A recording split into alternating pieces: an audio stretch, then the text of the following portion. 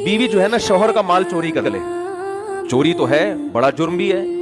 बीवी तो शौहर के माल की मुहाफिज होती है, खाइन तो नहीं होती ना। देखो एक खातून पड़ोसियों से चोरी करे ये भी जुर्म है, शौहर के माल से चोरी करे उससे बड़ा जुर्म, लेकिन इस पे हाथ बोलो नहीं कटता। वजह इसकी ये है कि यहाँ औरत ये तावील कर सकती है, कर रही है, लेकिन इसमें ये तावील बनती है कि भाई मेरा नान नफका नहीं हो रहा था, मैंने तो नान नफका लेने की नीयत से चोरी की है, तो शौहर के जिम्मे मेरे खर्चे हैं ना, ठीक है ना, मैंने इसलिए चोरी की है कि मुझे घर का प्रोवाइड करेगा।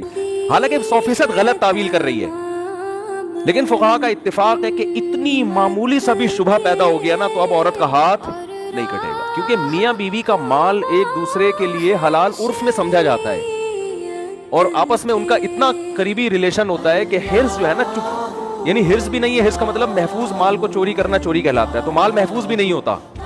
इसी तरह शौहर अगर बीवी का माल चोरी कर ले गुनाह है बहुत सख्त, हाथ नहीं कटेगा इस पे, समझ रहे हैं बात को। और बहुत सारी फिक़ा में इसकी मिसालें हैं। कहत के जमाने में हाथ नहीं कटता, हजरत उमर के दौर में कहत पड़ा था ना, तो आपने चोरों का सजा मुअत्तल कर दी थी कि भाई अब कहत पड़ा हुआ, कोई भी किसी का माल छीन के पेट आग बुझाने के लिए खा सकता है।